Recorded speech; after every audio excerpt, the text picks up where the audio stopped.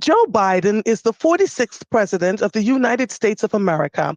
As a member of the Democratic Party, he previously served as the 47th vice president from 2009 to 2017 under President Barack Obama and represented Delaware in the United States Senate from 1973 to 2009.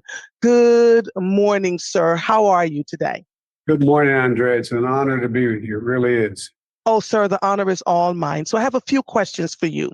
The first one is, a lot of people are talking about the debate and your performance. Is there any reason for the American people to be concerned? No, I had a bad debate. Yeah. I had a bad debate. But 90 minutes on stage does not erase what I've done for 3.5 years. I led our economy back from the brink. It's still improving, lower prescription drug costs, work with Republicans to expand veterans' health care, rallied 50 nations to stand against Putin. Proud of the record. And we just got to keep moving. Yes, sir. For people that may say, what has the Biden-Harris administration done for me as a Black person? What progress has been made here in Pennsylvania? Well, there's been a lot of progress. We've got a lot more to do, though. A month ago, I was in Philly to launch the Black voters for Biden-Harris. Just like in 2020, Black voters in cities like Philadelphia are the ones that are going to decide the outcome of this election. I'm proud to be running for re-election as president who has made his promises and kept them. I made the promise that I got us through the toughest time in history after the pandemic. The result of people getting $1,400 checks, making sure we created 15.6 million jobs. Inflation is brought down. We're going to get down to 2% shortly. Promise that I beat Big Pharma, that the pharmaceutical companies that so overcharge us. Anyone has a serious problem, needs insulin. It used to be cost them $400 a month. Now it costs $35 a month. They only cost them $10 to make it. And I put a cap of $2,000 beginning January 1 of this year on all the prescription drugs any senior would incur. And some of those drugs cost as much as $10,000, $12,000, $14,000 cancer drugs. And that cap is for 2.9 million PA Medicare beneficiaries. Where Black families have health coverage under the ACA now. As you know, I know you know this, but a lot of families, I grew up in a family that didn't have anything left over at the end of the month. Yes. And it cost a lot of money for insurance. And my dad used to just lie awake at night wondering what happens if we lose it. Well, there's millions of people in America that have pre-existing conditions. They can't get insurance until Barack Obama came along. We came up with the Obama healthcare provisions, now called the ACA. Now all those folks are covered. Trump wants to get rid of it. Would put millions of people deny them coverage. We built back Black wealth. Black wealth is back up 60% since the pandemic. Much more to do. Black home ownership is up. The way that we do things now, it's just outrageous. If you build the two same communities, one in the white community on one side of I-95 and another in the Black community on the other side of I-95 or any other major highway, that same exact home is going to cost you more. It's going to be valued less in the Black community than it is in the white community. It's wrong. Black-owned small businesses are starting up at the fastest rate in decades. There are over 500,000 new business applications in Pennsylvania after investing hundreds of millions of dollars in small businesses in the state. And by the way, we're spending the money to do this, but it's going to save the state and the taxpayers money because it generates economic growth. I promised to relieve student debt. Well, there's $6.6 billion in loan relief that I've made available so far for 158,000 borrowers in Pennsylvania alone, including many of them Black borrowers. As you well know, I know you know this, we talk about it a lot. The HBCUs are as competent and capable, and the students are as competent and capable as any student, but they don't have the endowments to build the laboratories for the jobs of the future. So guess what? I promised I was going to invest in HBCUs like Lincoln University, Cheney University, Delaware State University. Well, guess what? I was able to invest $16 billion, $16 billion in HBCUs to come into their own. Yeah. So, there's a lot we've done and there's a lot we have to continue to do. But it's going to make Pennsylvania better, stronger, and across the board. Yes, sir. Yes, sir. Thank you for all of that. You've said things that some of us were not aware of in the general public. Question number 3 for you. Every election, they say, this is the most important election of our lifetime. What makes this one so important, sir? Well, first of all, the guy I'm running against is a convicted felon who has said he wants to be a dictator on day one, not a joke. He means it. And he's appointed a Supreme Court that is outrageous in terms of the decisions it's made. Well, not just on choice, but on freedom across the board. They just said that he has immunity and I have immunity, which I reject. Immunity to do things even if I did things that wouldn't ordinarily be allowed. If I did it in the name of my job, I could be immune to prosecution. Well, that's just outrageous. Imagine this is the guy who says he wants to be a dictator on day one. Come on.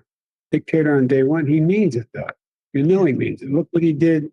Anyway, I won't go into too much detail, but this is the most important election because the next president of the United States, by the way, is going to be able to appoint at least 2 more justices in the 4-year period, maybe more. Imagine what that does to the Supreme Court. Imagine what it does. Trump appointed justices of the Supreme Court, eliminated affirmative action, gutted voting rights, killed Roe v. Wade, expanded presidential immunity, and the next president is going to have a chance, I said, to put 1 or 2 more justices on the court. I appointed Ketanji Brown Jackson, a Black woman to the court. She's bright as hell, one of the most best appointments ever. And look who Trump appointed. He appointed people who just are look, in states now are in a position where if a young girl, 13 years old, is raped, she has to carry that baby to term. It's amazing in some states.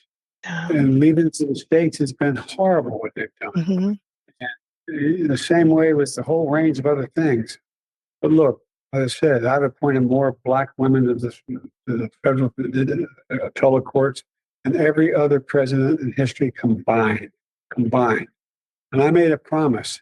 When I ran, and I meant and I kept it. And that is, Andrea, I have an administration look like America.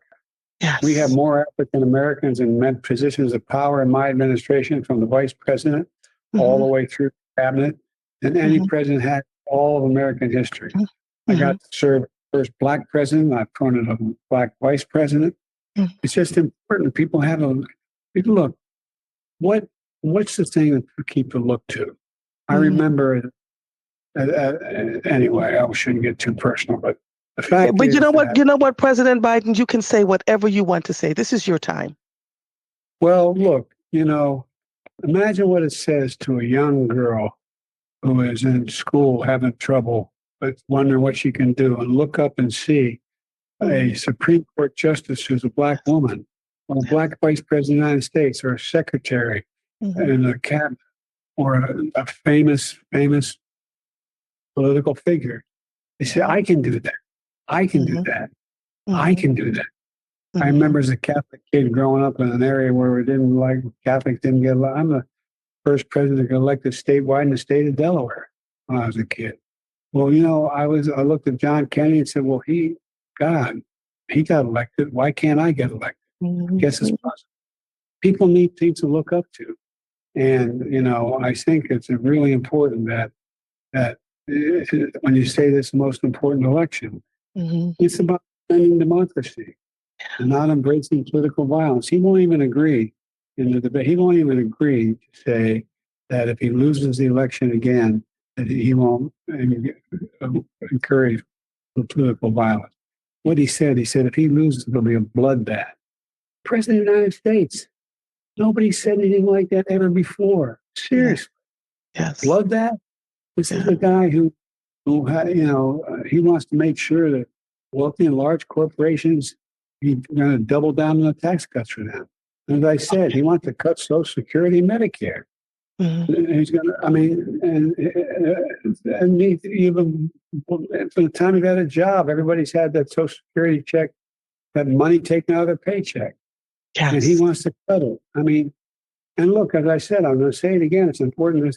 He wants to put a 10% tax on all goods coming into the United States. You know what that Mm-hmm. all the economists point out? They point out that that means that that's going to be a $2,500 tax increase for the average, excuse me, for the average American. $2,500 tax. All he's cutting taxes for the super wealthy. It's Yeah. just outrageous. Yes, sir. My last question for you. What do you say to the people who plan on sitting this election out? Same thing that was said to me when I was a young kid getting out of school during the civil rights movement. If you don't do something about it, you're to blame. You're responsible. And we didn't. My generation, we got up and we got involved. That's how I got involved in politics. I never planned on running. I love reading these biographies about how I knew I was going to be president. All I wanted to do was make sure that my state, which has the 8th largest Black population as a percentage of population, that people had a fair chance, that they could sit at lunch counters, that they, all those things. How would that have happened if we didn't have people showing up and voting? Yes. This guy has tried to block the vote, tried to block our ability to vote. He's made it harder for people to vote. He did everything and he still hasn't admitted that he lost the 2020 election, even though he went to a zillion court cases all the way to the Supreme Court. He said there's no basis for what he's doing. And now he's saying if he loses in 2024, there'll be a bloodbath. Can you imagine the president saying that? Bloodbath? Cannot imagine. It's just, no, I really mean it. And so the Supreme Court just issued a decision that threatens American principle that there's no kings in America, that no one is above the law. He gave Trump complete power to use his office to exact revenge, organize a coup, rule as a dictator because they give him, if he's doing it in his capacity as an office, based on how this gets interpreted, that he has immunity. My God, the stakes are really high. They're really high. Democracy, freedom, our economy are all on the line. The other side is working overtime to chip away at our right to cast our ballot. And we're working harder than hell to protect it. So show up and vote for your own safety's sake. Show up and vote for your own safety's sake. And by the way, you guys, like he talks about black jobs. He just talks down to people. He has no respect. The shameful comment. It's not surprising. This is a guy, as I said, questioned George Floyd's humanity, led the birther movement against President Obama, accused the Central Park Five. They should be in jail. And by the way, I'm proud to be, as I said, the first vice president, first black woman, served with a black president. I'm proud of the first black woman in the Supreme Court. There's just so much that we can do because together there's nothing. Look, this is the United States of America. Yes, sir. There's nothing beyond our capacity if we work together. Absolutely. President Joe Biden, the 46th President of the United States of America, on behalf of us here on WURD Radio, we are so thankful for your time with us. And we look forward to hearing more from you and your administration soon. Have a wonderful day, okay? Keep talking because people listen to you. You're having an influence. Thank you. Thank you, sir. That's a great honor to hear that from you. You have a good day. We'll talk soon.